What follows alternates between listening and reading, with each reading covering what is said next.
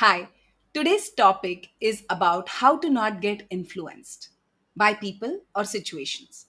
Now, see, understand something. First of all, you need to understand why do we get influence and can we really avoid influence? Now, my answer to that is no, you cannot avoid the influence. It may be heartbreaking for some of you, but let me tell you why. In the last 7.5 millions of years that the humans have evolved on this planet, we are evolved because of the influence itself. We are social beings which where we constantly are evolving and growing in our space, and there's a deep desire and need for the information that every human being has for its evolution, and that's actually designed in our genetics, in our DNA. So you can't really avoid the influence. If you want to avoid the influence, then probably you just have to lock up yourself in a room without any kind of a external input, be it some people or be it a television or social media. Now that's not practically possible, right? So every person who is evolving on this planet, whether you're evolving positively or negatively, there's a deep desire, there's a hunger to gather the information. Now what you can do is you can start filtering the information what is coming to you, because if someone who has a low self esteem, low self worth and low confidence, that person, when they don't have an accurate information, will go and look for information outside. When they look for an information outside, now like attracts like, right? Your vibe attracts your tribe. So if you are someone who has got a low self-esteem, you're going to hang around with people those who probably are not in the best of their spirits, or maybe they will be providing you the information that will be causing a lot of blame, lot of anxiety, fear, worries, or justifications or excuses. Now think about it, that all of us are creatures of our habits, right? And the way you think is also your habit, the way you connect with people is also your habit. Have you ever seen in your life that the people, those who generally complain, blame, give justifications, they always are sitting together and complaining? And have you also seen people, those who are high achievers, those who are always mingling with the high achievers? I remember an incident that happened in the, I think, about 5 6 years back, when I was delivering a corporate, uh, corporate talk, where there was this big pharmaceutical company, and they were giving awards to the people or the best performance, and there was this one guy who was consistently getting this award for the last 5 years. Now, I couldn't stop, but my curiosity just took me to him once he received the award. And I asked him this. I said, "What makes you exceptional performer?" And he said, "The one thing that makes me an exceptional performer is I do not sit around blaming and complaining about the economy, about the doctors not prescribing our medicines. But in that time where I have, rather than complaining and blaming like other people in the organization, I do not sit with them. I rather go and make more visits to the doctors, and more consistently." Now what does that teaches us? If you are going to be with the people, those who are constantly complaining, cribbing, and blaming the situations or people in their life, economy, government, you are going to become like them. And that's what the truth is. Now, when you want to understand how do we get influenced, so there are we largely get influenced by the environments that we are in. Now we are in, as a child, you are in the four kinds of environments, those four environments impact you. And these four environments, those influence you, are your social environment. Social environment as in, where were you, which part of the place did you grew up, where, what was around you, who were your neighbors, what were the conversations those people had. Economical environment, where how was your parents financial condition, what were the conversations related to the money, what were your experiences related to money, direct or indirect experiences. What about your academic environment, what kind of school, college did you go through, and what kind of conditioning that gave you. And the fourth environment that we generally are impacted by is a religious environment. What kind of religious values are followed at home? And these four environments shape your manual for life, the way you look at the world at large.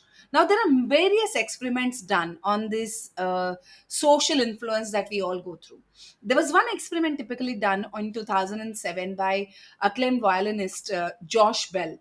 What he did is he posed as a street musician at a busy Washington, D.C. subway station.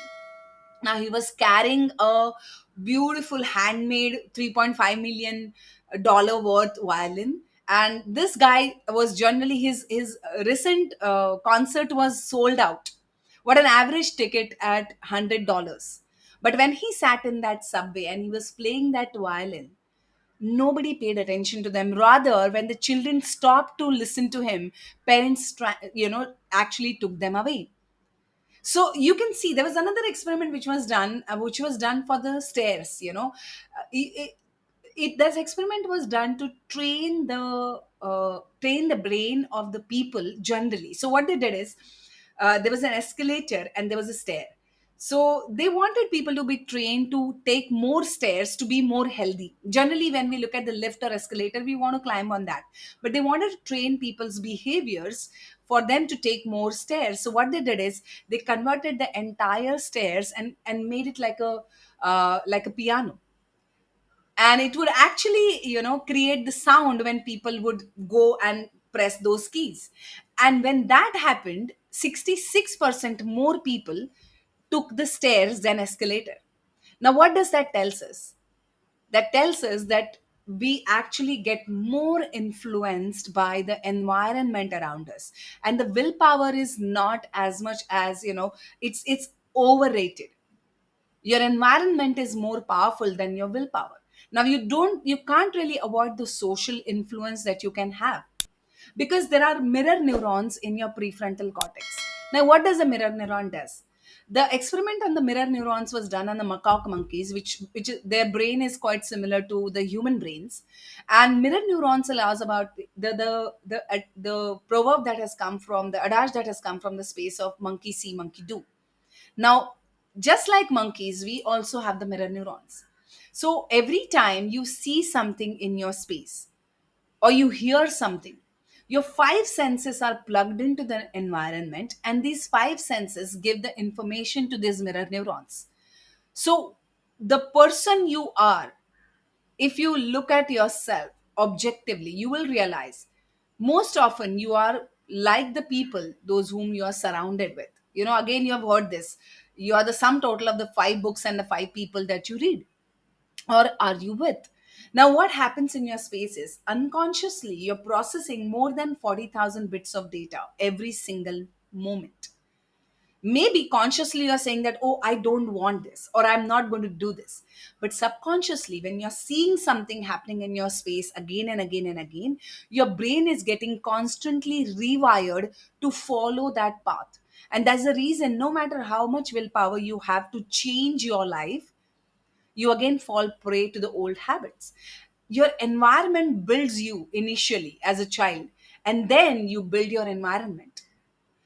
So first you choose your environment, you people, things, books, social media. Basically what's going on inside your brain through your five senses.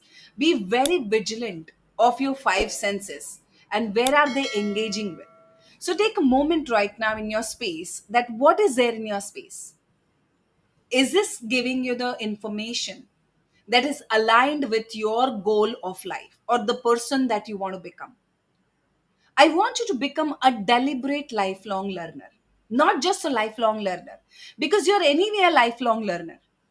But that doesn't mean that you are going to learn some things new that are going to help you to change your life. You may be learning the same things over and over and over again, and that's why your life is remaining the same. Now, stop comparing. If you want to really be a deliberate lifelong learner and change your life, and not get influenced by what's there inside. Now, you may say that, okay, you can change your environment to a certain degree, but there are people in your life that you cannot eliminate. Of course, you cannot. But then, what do you start doing for yourself? How do you start changing your inner reality so that you stop getting influenced by this outer reality? The first thing that you need to do is you stop comparing yourself. The biggest reason most people get influenced by other people is they start comparing their first chapter with somebody else's 10th chapter. Because the moment you do that, you put yourself down, you become insecure, you start feeling uncomfortable. And the moment you start feeling uncomfortable, your confidence levels goes down, your self-esteem goes down, your self-worth goes down. So work on increasing your self-esteem and self-worth. That's very, very critical for you to not getting influenced by whoever is outside, and whoever is not aligned with your future, whoever probably is pulling you down and not helping you to build your future. So start working on your self-worth, your self-esteem, so that you can set healthy boundaries. Now some people you cannot just avoid, right? But can you then communicate assertively? And can you be in that space of where you're not afraid of expressing your thoughts directly and clearly when you need to? Can you just tell that person that, okay, you understand their point of view, but this is not what you need in this moment. You heard them, be compassionate and tell them that maybe it's your opinion, it's not my truth. And even if it is true, I would like to experience it myself. Sometimes you see that when your self-esteem and self worth is low, people, whatever people's opinions, they impose it on you and you simply absorb them, and that's where you get influenced and you don't even try those things. But maybe what is that person's experience is may not be your experience. Maybe the skill set they had and the skill set that you have is completely different. So start setting those healthy boundaries. And in order to start setting those healthy boundaries, the one thing that you need to do is stop looking for approval. You're looking for approval again from the point of view of your own self worth. Or maybe in the past that you had an experience with your, while growing up with your parent or a teacher. All of us as child are seeking that validation from our adults. Why? Because our adults make the decisions for us. We are helpless, we are powerless till the age of 7, 8, 9, practically dependent on our adults. So what happens is, in the world, when you don't listen to your adults or elders around you, there's a punishment attached to it, right? And when you're punished often for being a rebel, you either go into the aggressive space or you go into the submissive space, and you straight get connected to the fear that we had about 2.5 millions of years back, long back, when the communities were started building, human communities, right? The tribes were building, and the leader of the tribe would make the decisions for everybody. And if you would go against the leader of the tribe, you would be thrown out of the community. And if you're thrown out of the community, you're going to fend for yourself. And when you're going to fend for yourself, you don't know where will you get the next meal from. The food was not, the agriculture was not there, so you were dependent on the hunting, or maybe this, finding a tree for a fruit. Now if you're alone, the chances are you will survive less in the wild, where there are ferocious animals. So from there the fear triggers, and we all the time look for validation, approval. Now, the moment you start working on your self esteem and your self worth, your need for approval and validation starts going down, because automatically you start seeing the results are different in your life. So, when you're constantly looking for approval, you're going to get influenced from the people outside. So, it's not more of like working on people, just people, those who are out, in your life, but it's also working on yourself big time. So, asking yourself this question: what do I exactly want in my life? Your goals and desires are important, and it's totally fine if someone else disagrees with them. You don't have to take approval from everybody, you don't have them to agree with you all the time. Keep working on yourself so that you can actually communicate and tell about your feelings and your needs to them. Also, stop being insincere, because when you say something, when you do something, when you think something, you lack alignment in your space. And when you lack alignment in your space, people can notice it immediately. And whether you like it or no, we are living in a world of survival of fittest. And what happens in the survival of fittest spaces, uh, when you come across as a weak person, there will be somebody stronger person who would like to take charge of you. So what happens in your space is, when you come across as you're not someone who's very sincere about who you are or being authentic about who you are, people will come and try to manipulate you. So then in that case, the most critical part about it is stop pleasing people, be very upfront with them, be very authentic in your opinion. And authenticity doesn't mean that you have to be harsh or you have to be rude with them. You can give compliments, you can be genuine with them, but at the same time, stop faking your compliments. Stay true to yourself, even if that means not pleasing everyone at all times. It's okay to be that way. You have to give that approval to yourself first, that it's okay to be that way. Okay. The next thing that you need to do is stop being defensive.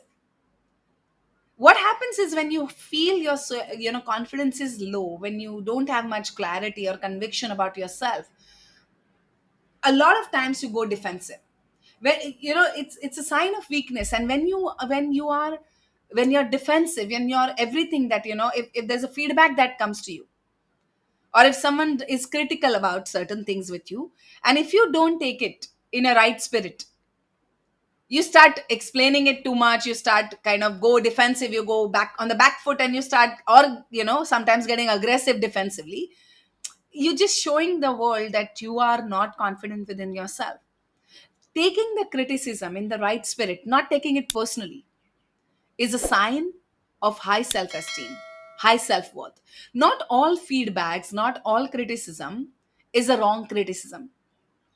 So take it and see if you would like to change something in your life, if you can work on yourself and work. When you work on yourself, you're only going to make yourself feel better about yourself. And if sometimes you feel some criticism or some feedback is not appropriate, just drop it. Don't take it personally. When you take things personally, you start defending that situation. And the moment you start defending, you will see the opposite person is getting aggressive with you. And that's how they manipulate you. Stop making excuses for not being there for yourself, not being there for your other people. Stop making excuses for not showing up for yourself. You don't need to give excuses and reasons for not being there. So you don't have to start every sentence saying that, if someone tells you that you have to be here, and if you can't be there, you can simply say that, okay, I can't be there. You don't have to start the sentences, oh, I can't be there because I have this. You don't have to add those things. When you keep adding these excuses and you start building upon them, people are going to manipulate you, and you're going to get influenced by their manipulations. So you can simply, the truth is, I'm sorry, I'm not going to make it. How about practicing these things in your space? Work on your environment. Start associating with the right kind of tribes and communication, right kind of communities and people, those who have similar goals like you, because that kind of an influence is a brilliant influence. Though where people are pulling each other up. Stop disassociating with, start disassociating, not stop. Start disassociating with the people, those who are not really helping you on your path, by setting healthy boundaries. And at all times, make sure that every single day you do one thing in your life that helps you to increase your self-worth and your self-esteem. The moment these two things go up, you will start seeing that you are influencing more people in a positive way, rather than getting manipulated and influenced by other people. So which one of this is you're going to practice on regular basis? Let me know in the comment box.